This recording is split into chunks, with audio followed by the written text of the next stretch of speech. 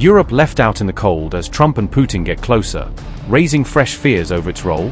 European NATO scrambles to join future Russia-Ukraine talks as Washington and Moscow reshape the peace process? Putin and Trump both don't want Europe at the table, potentially leaving the continent sidelined from crucial peace talks. Zelensky begs Europe for help as Trump reportedly leans towards Putin and Ukraine fears losing Western backing. Putin keeps Europe at arm's length over funding for Ukraine, deepening the divide between Moscow and the West. Will Europe finally get a seat at the table, or will it be the last to know when the next peace deal takes shape? As the war grows deadlier between Russia and Ukraine, Europe faces a fresh challenge over its role with Trump. Europe is reportedly worried that Trump could negotiate directly with Putin without giving European allies a seat at the table.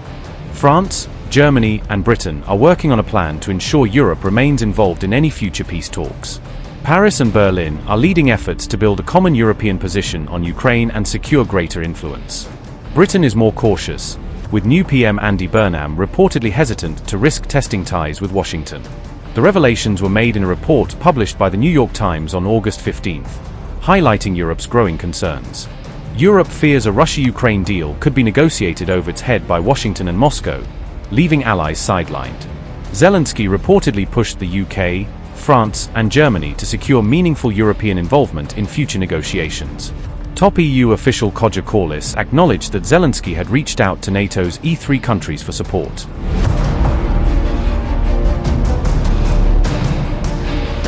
However, European officials allege Putin has shown little indication that he is ready to enter serious peace talks. Moscow has insisted that control of Donbas remains a key condition for any potential settlement with Kiev. Europe has reportedly tried to reopen communication channels with Russia at Zelensky's request, seeking a diplomatic opening. But Russia was dismissive, claiming Europe was pushing Ukraine to continue the war instead of pursuing negotiations. Europe also fears Putin could use direct talks with Trump to drive a deeper wedge through NATO unity. Poland, Italy, and the Nordic states are also seeking a voice in any future negotiations over Ukraine's war. Meanwhile, Ukraine is bleeding on the front line as mounting military and civilian casualties add to the pressure.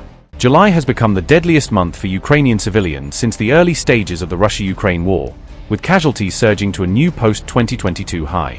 The United Nations says at least 437 civilians were killed and 2,610 injured in July, according to the Kiev Independent, marking a devastating rise in the human cost of the conflict.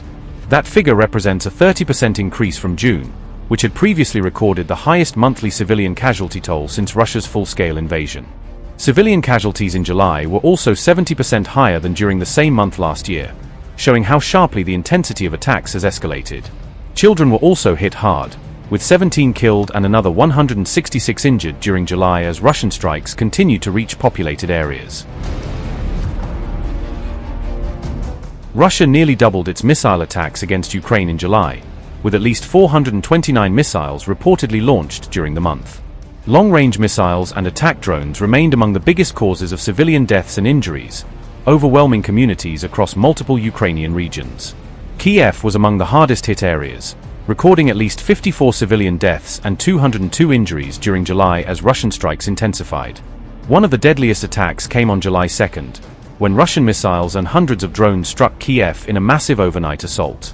At least 30 civilians were killed and more than 100 others were injured in that single attack, underscoring the growing danger facing Ukraine's capital. Ukraine's biggest vulnerability is now its shrinking stockpile of Patriot interceptor missiles, according to the Kiev Independent, leaving key cities increasingly exposed. Kiev intercepted only 29 of the 195 Russian ballistic missiles launched during July, highlighting the difficulty of defending against Moscow's expanding missile campaign. That gap is leaving Ukrainian cities increasingly vulnerable to Russia's long-range strikes, particularly as missile attacks become more frequent and difficult to intercept. But as the civilian death toll rises, Kiev is making a very different argument to US President Donald Trump about Russia's ability to win the war. A document seen by the Kiev Independent reportedly said Russia may still fail to capture all of Donetsk even by 2027, challenging expectations about Moscow's battlefield momentum. Ukraine currently controls slightly more than one-fifth of Donetsk Oblast, according to the assessment, despite Russia's continued offensive across the region. The document claims Russia's territorial gains have slowed to less than 100 square kilometers per month, suggesting that Moscow's advance is losing momentum. At that pace, Kiev argues, Russia's ambition of capturing the entirety of Donetsk could stretch beyond 2027, despite the enormous resources committed to the offensive. The message Kiev is sending to Trump is clear. Ukraine believes Russia cannot simply wait out its resistance and eventually force a military victory. The assessment directly challenges Moscow's argument that Ukraine should surrender territory as the price for ending the war and achieving a settlement. Instead, Kiev is pushing for a truce along the current front line as the first step toward negotiations and a possible path to peace. Ukraine is also warning that Moscow could attempt to address its manpower shortages through another major mobilization, potentially expanding its forces for a prolonged conflict. Russia could consider calling up as many as 500,000 additional personnel after September, according to the assessment cited in the report. Zelensky has also claimed that Kiev possesses evidence of a Russian mobilization plan that could begin after the elections, adding to concerns over a longer war. A White House official has confirmed that the Trump administration received the Ukrainian assessment, putting Kiev's battlefield argument directly before Washington.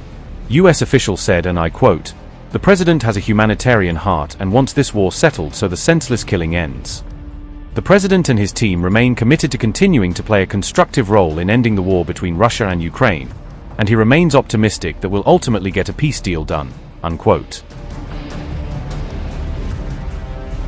Ukraine said its strikes have also targeted Russia's oil industry and military logistics network, hitting key infrastructure supporting Moscow's war effort.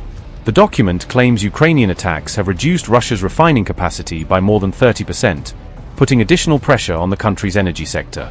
Kiev says the campaign is designed to raise the cost of war for Putin and increase pressure on Moscow as the conflict continues. Russia may have found a way to blunt Ukraine's most powerful deep strike missile by detecting it earlier from the air.